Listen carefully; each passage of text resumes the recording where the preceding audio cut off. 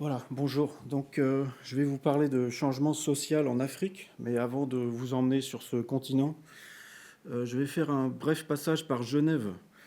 Quand on arrive en Suisse romande, d'ailleurs dans l'espace francophone, on est souvent frappé par, entre autres, ces diphtongaisons finales, comme dans la formule bonne journée, que beaucoup de Suisses utilisent pour ponctuer leurs conversations téléphoniques. Mais si on écoute attentivement, on s'aperçoit que les personnes plus jeunes ont tendance à ne pas utiliser ce trait phonétique. C'est donc un trait phonétique récessif. Et souvent, les changements linguistiques de ce type sont provoqués par des événements démographiques. Et dans le cas de la Suisse romande, cet événement démographique coïncide avec l'ouverture de la Suisse sur l'espace Schengen en 2009. Et le graphique vous montre à quel point la population de frontaliers a augmenté depuis dans le canton de Genève, et c'est dans la visibilité accrue de cette population frontalière française qu'on peut raisonnablement chercher une explication à ce changement phonétique.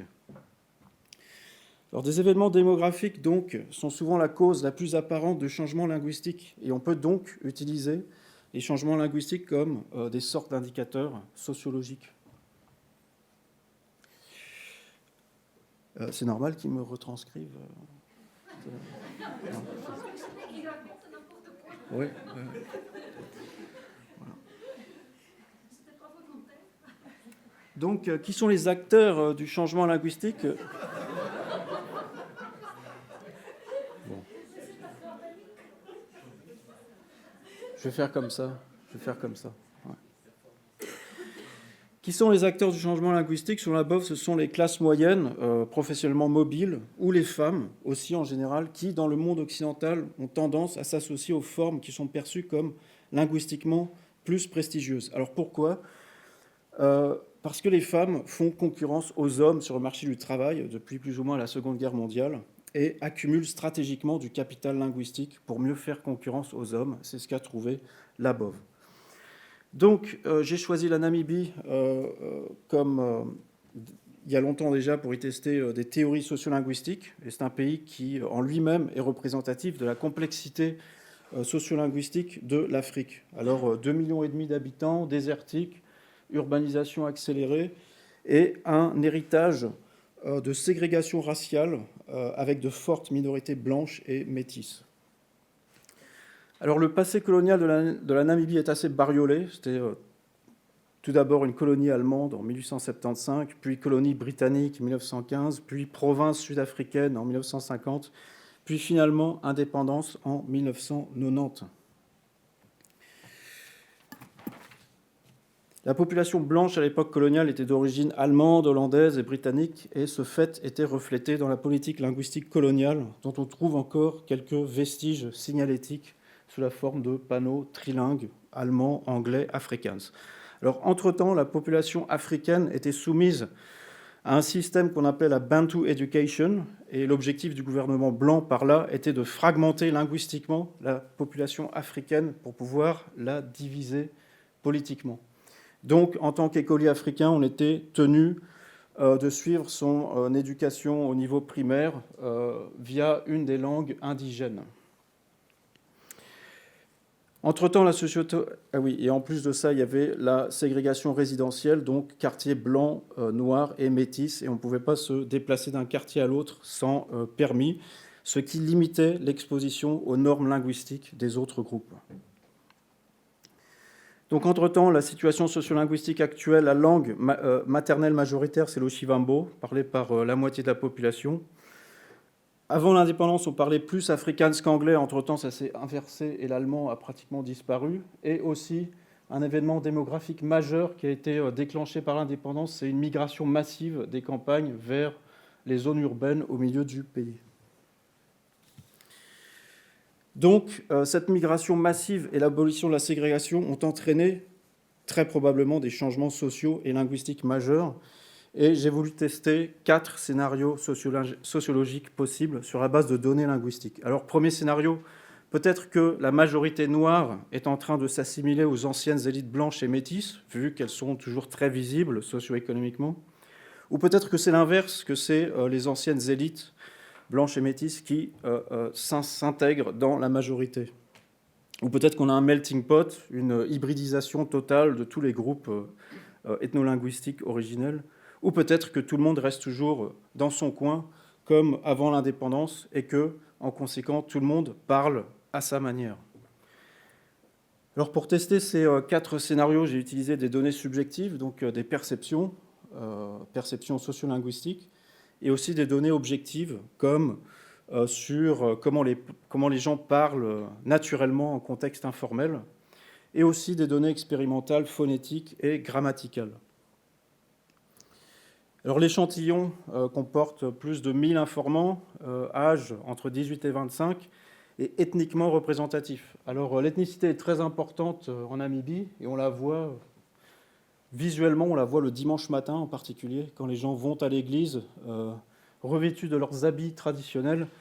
Et d'ailleurs, au passage, une manière de briser la glace en Namibie, c'est de se demander quelle est ta tribu. Alors on peut se dire suisse ou allemand, et ça répond tout à fait à la question. Donc j'ai commencé par administrer des questionnaires sur la perception des dynamiques de socialisation.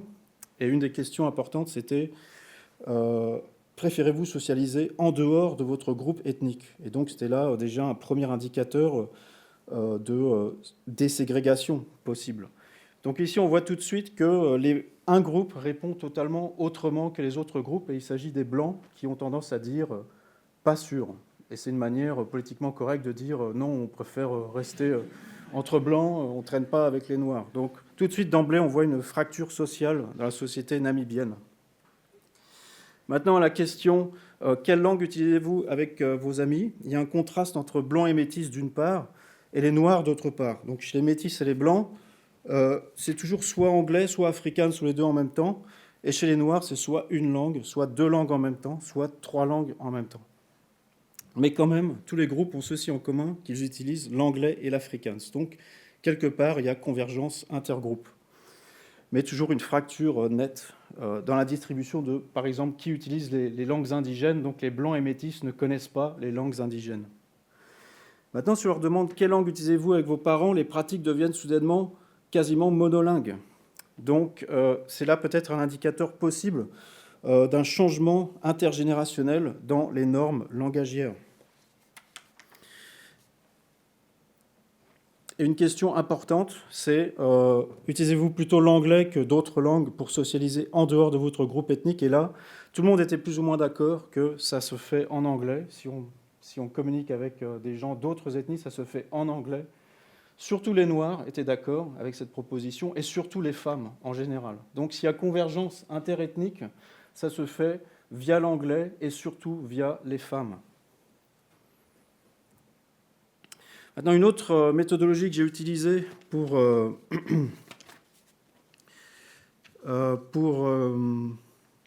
étudier les perceptions, c'est en demandant aux informans de projeter graphiquement sur des cartes blanches leur perception de la variation dans les langues indigènes, l'afrikaans et l'anglais. Alors, c'est très intéressant. Ce qui était frappant chez les langues indigènes, c'est que les zones dialectales imaginées par les participants n'englobaient jamais les zones urbaines, qui sont environ au milieu de la carte. Elles étaient toujours concentrées à la périphérie, comme si les langues indigènes n'avaient symboliquement pas de place dans les zones urbaines. Sinon, au sujet de l'afrikaans, donc l'afrikaans, graphiquement, recouvre la majorité du territoire, mais on sent que les normes de l'afrikaans sont perçues comme racialisées. Donc les gens qui parlent bien l'afrikaans, ce sont les Blancs. Sinon, les Damara et Basters, donc 2 groupes ethniques, ont tendance à le parler d'une manière argotique. Et finalement, l'anglais, graphiquement, a tendance à recouvrir tout le territoire. Donc c'est là une indication que c'est un peu la langue de tout le monde. Et ces normes ne sont pas associées à des groupes ethniques en particulier. Elles sont associées aux zones urbaines. Et donc, on sent donc que c'est la plateforme linguistique principale pour toute convergence intergroupe. Donc, d'autres choses qui ressortent des données perceptuelles, c'est une division sociolinguistique qui est très importante et qui est faite entre ville et campagne. Donc c'était extrêmement stigmatisé de venir tout droit de la campagne ou du village, comme ils disent. Et on se fait repérer tout de suite comme villageois si on ne parle pas afrikaans, l'afrikaans de la rue. Et il faut vraiment savoir parler cette langue pour projeter une image urbaine. Donc, jusqu'ici, il y a des signes de convergence, surtout dans les pratiques multilingues, et peut-être l'anglais, des signes de ségrégation ethnique, du fait que les gens ne connaissent pas la langue indigène de l'autre. Alors, j'ai voulu vérifier ça dans les usages observables, les usages linguistiques observables, et j'ai fait cette expérience où j'ai demandé, où j'ai assemblé des gens sur la base de leur ethnicité, en groupe, soit intra-ethnique, soit interethnique. Je les ai mis devant une caméra et j'aurais demandé de parler informellement, sans que je sois présent, pour pouvoir avoir une idée de comment les gens parlent informellement et comment ils s'ajustent du contexte intra-ethnique au contexte interethnique. Alors, ce qui est frappant, c'est que les gens mélangent tellement l'anglais avec leur langue indigène qu'ils n'aperçoivent même plus. Donc, je vous donne un exemple ici. No boyfriend America. What? Shashi, she's being stupid. Non Thema is 30 years. Voilà. Et j'ai demandé à ces jeunes dames qu'avez-vous parlé pendant toute l'heure et elles m'ont répondu on a parlé au Shivambo, alors que c'était plus de 50% anglais en pratique. Alors aussi, une autre chose intéressante, c'est qu'on voit tout de suite que les femmes s'identifient plus à l'anglais que les hommes. Comme par exemple dans cette conversation qui était dominée par un jeune homme et où la jeune femme tente à plusieurs reprises de s'insérer en s'appuyant sur les connotations autoritaires et éduquées de l'anglais. Et on voit donc dans le flot des tours de parole que ça a l'air tout à fait normal de répondre à une question dans une autre langue que celle de la question. Alors je donne l'exemple. No,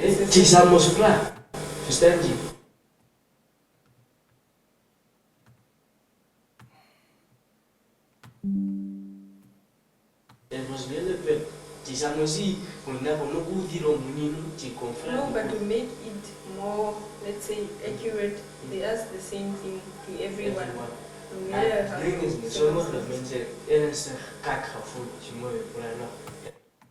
Voilà. Donc après ça, j'ai demandé à des panels d'étudiants d'évaluer les pratiques langagières de chacun des informans pour savoir quel informant en fait représentait le capital linguistique idéal que la plupart des Namibiens essayent de convoitent ou essayent de s'approprier. Alors, j'ai demandé donc à ces jeunes gens d'évaluer les pratiques langagières de ces 4 jeunes dames. Et deux d'entre elles sont faites qualifiées de village pretenders, c'est-à-dire de gens qui font trop semblant, qui viennent de débarquer du village et qui essayent trop. Pourquoi ? Parce qu'elles apparemment parlaient trop d'anglais, en plus avec un mauvais accent. Tandis que l'autre jeune dame qui s'est faite qualifier de coconut, ce qui est l'insulte ultime, blanc dedans, noir dehors, parce qu'elle parlait trop d'anglais, avec trop d'accent blanc, trop d'afrikaans, et en parlant le Shivambo mal. Et la seule qui sort indemne, c'est celle-là qu'on appelle la Real Town Girl, qui avait l'air apparemment d'employer les combinaisons d'anglais au Shivambo et afrikaans bien comme il faut. Donc on reconnaît tout de suite une certaine pression sociale. Il faut afficher dans ces pratiques langagières une certaine loyauté ethnique, sinon on se fait traiter de coconut. Mais en même temps, il ne faut pas utiliser trop de langue indigène, sinon on se fait traiter de villageois. C'est donc un dilemme, et un dilemme qui se résout souvent symboliquement, le plus simplement, en insérant des marqueurs pragmatiques indigènes dans les énoncés anglais, comme ceci. Et je vous montre l'exemple au milieu, Nokucha, c'est une conjonction de subordination à tout faire, que la jeune dame décide d'insérer dans son énoncé monolingue, non pas parce qu'elle ne connaît pas l'équivalent anglais, mais tout simplement pour projeter symboliquement une loyauté ethnique en face de ses camarades. So the moment I have a lot of money, I'll splash it to that minute. Okay, fine. This is where it ends. So the moment. Alors, quand on sort du contexte intra-ethnique et qu'on parle à des membres d'autres ethnicités, il n'est plus question de projeter de loyauté ethnique. Là, il faut plutôt montrer son visage urbain légitime. Et la seule langue qui s'y prête, à part l'anglais, c'est l'afrikaans, et c'est la raison pour laquelle les participants, en contexte interethnique, utilisent ces marqueurs de discours afrikaans qui ont tendance à venir de la variété afrikaans métis, comme dans cet exemple. Most of them are farmers, yeah. So those guys wouldn't actually show their wealth. You know, they're not like Bantu people or like you guys from the coast who like showing off chicken. Voilà, sinon il y a Mos, qui est l'équivalent africain de du coup, qu'on retrouve 2 fois par phrase, pratiquement.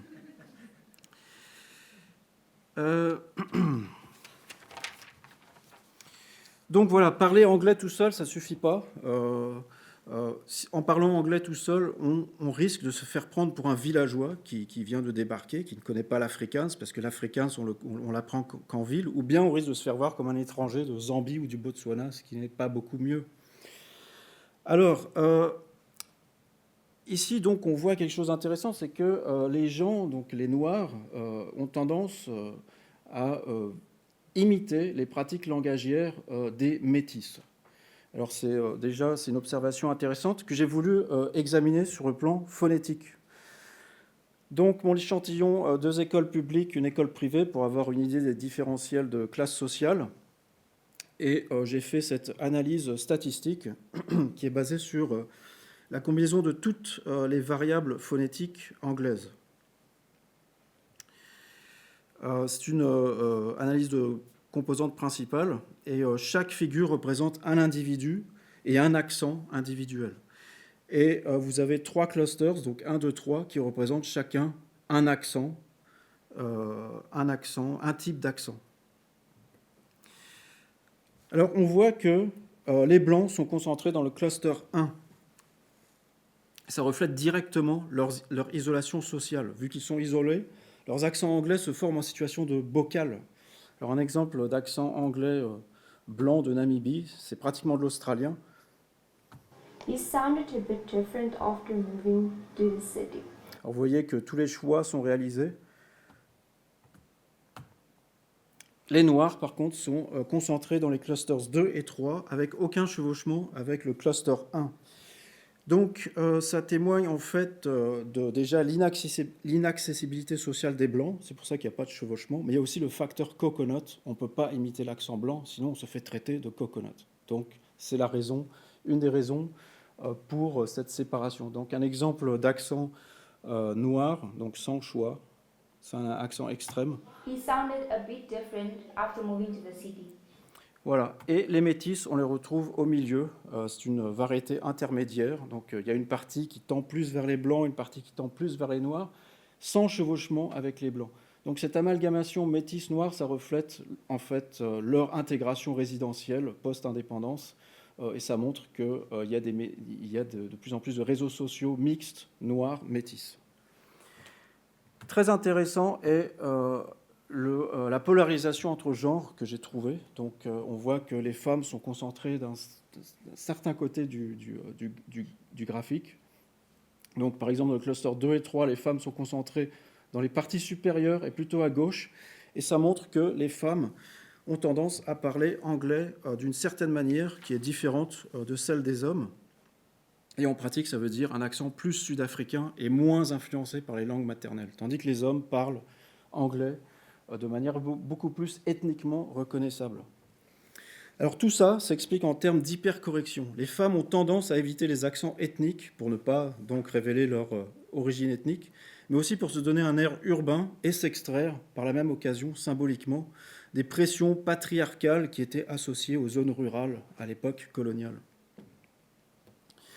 Et finalement, on trouve que les gens qui fréquentent les écoles privées, noirs et métis, se retrouvent encore une fois au milieu du graphique. Et c'est dans ce milieu stratégique, ni trop blanc, ni trop noir, qu'on trouve en fait la norme émergente de l'anglais de Namibie, idéologiquement acceptable, pas coconut du tout, intermédiaire.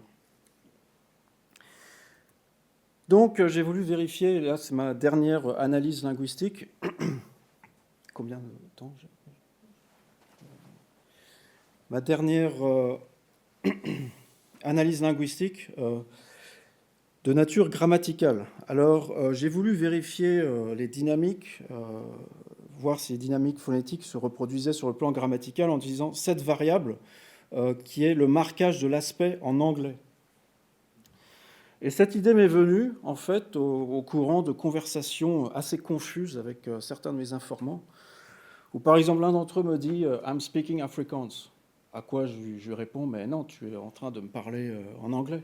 « Yes, but I'm speaking Afrikaans too ». « Mais non, non, je t'assure que tous les mots que tu utilises sont anglais. »« Yes, I haven't spoken Afrikaans with you, but I am speaking Afrikaans ».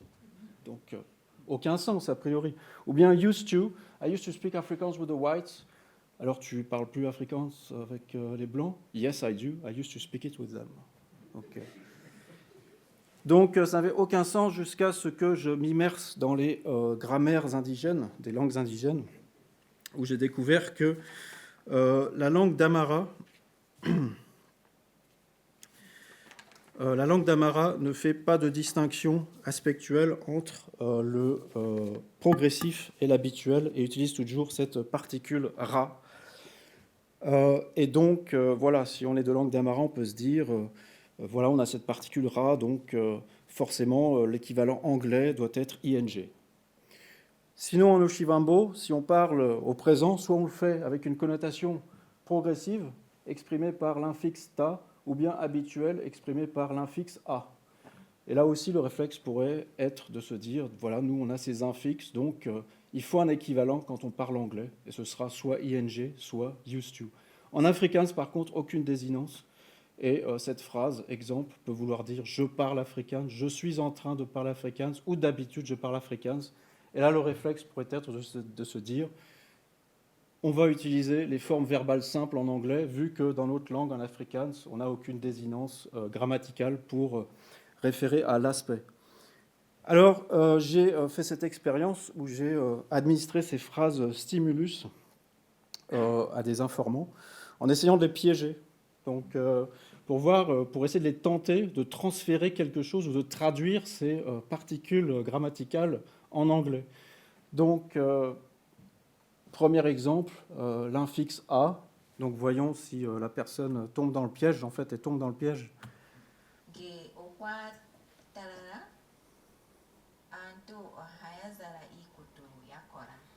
When it's cold, people used to wear strong clothes.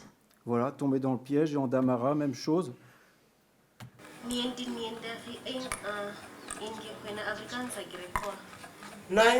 Before 1990, people were speaking Afrikaans. Now speaking English. Voilà. Donc, si on regarde la distribution de l'utilisation de ing, on voit que les Damara sont ceux qui utilisent le plus ing, donc ce n'est pas une surprise.